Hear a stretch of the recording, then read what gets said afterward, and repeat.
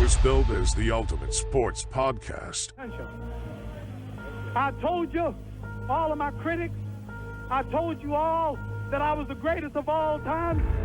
Everybody has been waiting. I'm God gifted. He's a bull. I'm the matador. This is the Weekend Guy Podcast, and it begins now. Hello everyone. Welcome back to Weekeng Guy Podcast with Sihle. It's a new week. It's an exciting week, man. It's Bok Week. Hell yes. Welcome to our international viewers, our subscribers, our new subscribers, old subscribers. Make sure you like and subscribe, guys. Share it. As I usually say, guys, subscribe to the channel. Don't hate, don't discriminate.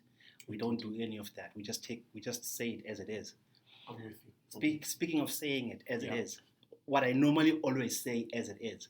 Mm-hmm. I'm actually wearing my team's colors today. What happened last weekend, Mark? Again. Look, it was a tale of 2 days. Because quali day, that car came alive under Lewis Hamilton. So no, we have to give props where it's due. That Saturday was a very nice surprise. But also, Saturday showed, I think, the Formula One world how much we want there be competition. Because for a change, there was someone else in the front row. I will agree and disagree at the same time. Yeah. Saturday was perfect for me.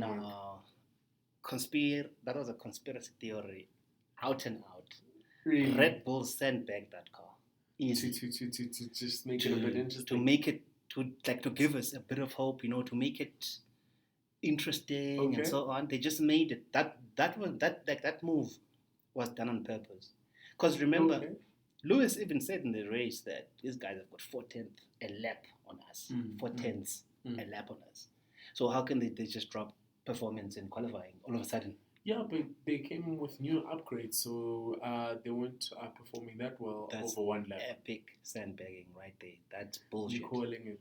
Yeah. Look, now he's the conspiracy king now. Because it doesn't make sense. Yeah. They've had a car for every circuit. And every circuit they've blown everyone away. Yeah. In qualifying, racing. And in the race. Epic sandbagging. But then in hindsight, when we look, come race day, it was business as usual. What happened there? Yeah, they blew everyone away out the water, like we're not there. We were blown away by McLaren all of a sudden. We're not even racing Ferrari. Okay, I don't want to talk about Ferrari. It's not going to break my heart. It's no. But McLaren blew Lewis Hamilton away. It's like Lewis was standing still. Yeah, but he had a bad start too on Sunday. That was not a bad start. That was no pace. There's a difference between a bad start and no pace. The McLarens, they went past him literally as if he was standing still. And then they pulled away. He couldn't catch up again. Yeah, but his comments also after the race, based on how those cars are performing, if you have a bad start against Max or anyone in the second row, you are going to be chasing. We can't even count Max in any conversation at the moment. Yeah, because it's Max versus everyone. Yeah, I mean, it's not even Max. He's Max versus Max. It's no one else. Yeah, basically. Yeah, basically. So that race proved boring. Proved again and again what I've been saying, that the Mercedes-Benz mechanics are no longer good enough to be able to sustain Mercedes-Benz going forward. We need new blood. The ideas they are bringing are no longer, like even this weekend at Spa, there's a change of the side pod. It's going to be interesting, but it also is forecast for rain, so I'm hoping for some drama. No, there will never be drama at Red Bull, bro. 12 victories in a row.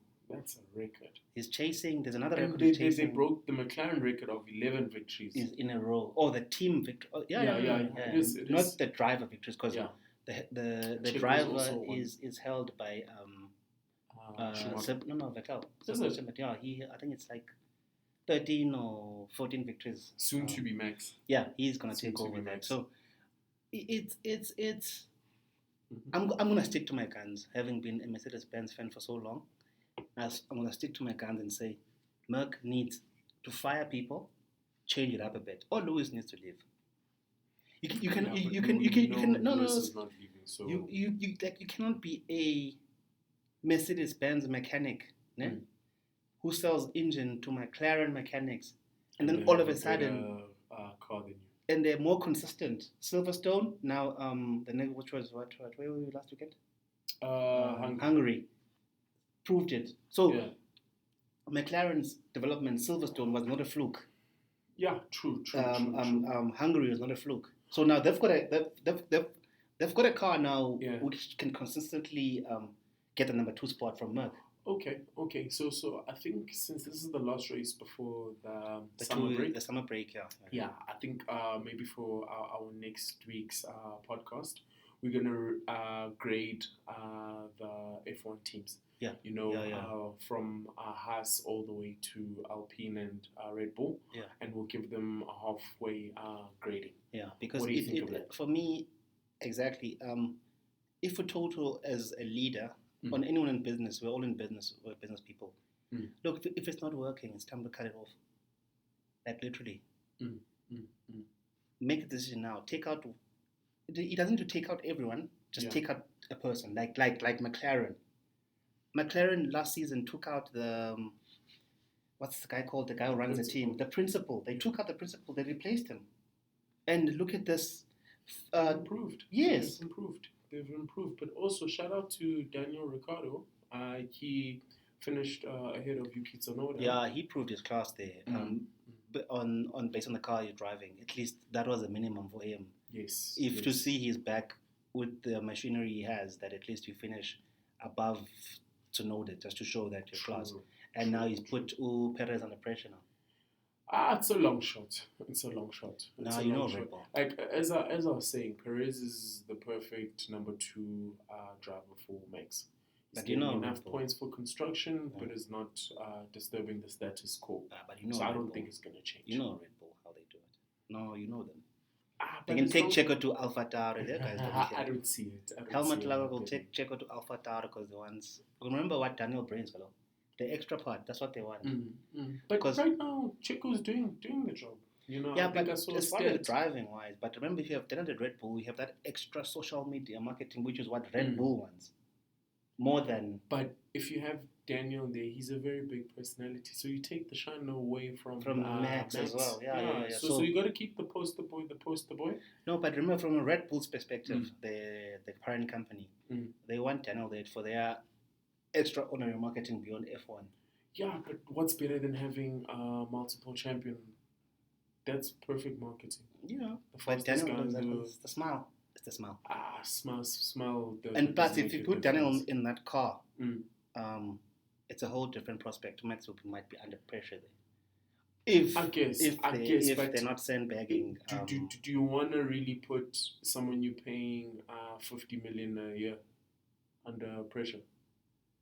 You want to create an environment where he's flourishing, and right now he's flourishing. Because it won't be. Do you remember their collusion one year? Exactly, when they were Red Bull together too. Yeah. So, listen, why fix something that is not broken?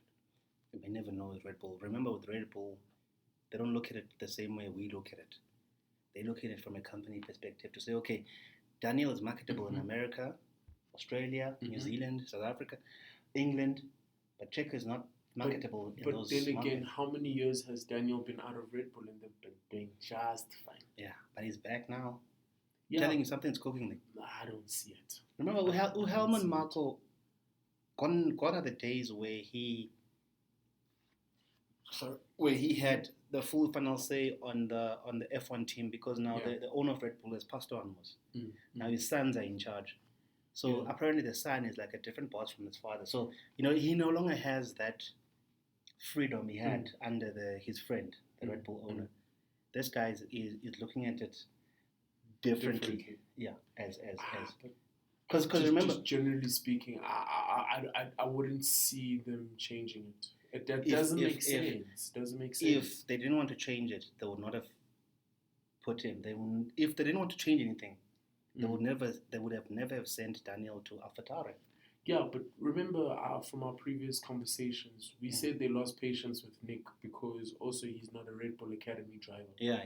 So they had no investment in him, so he made a business decision. I don't know. Then maybe the audience might have a different perspective from us and more info. Guys, feel free to give us your version of what we're talking about. Indeed. And how you guys see it. On the comments below, just put it there. Like the video, subscribe to the channel. Just tell us, man, what you guys think of this whole Red Bull domination / driver. Do you think that Daniel will one day land a Red Bull seat? For me, that's obvious. I think, yeah. For me. Because remember, Checo has actually been fucking up as well. He actually redeemed himself in this race because he was under pressure. If he didn't perform now, he would have been gone. I don't think so. Sideline. I don't think so. Sideline.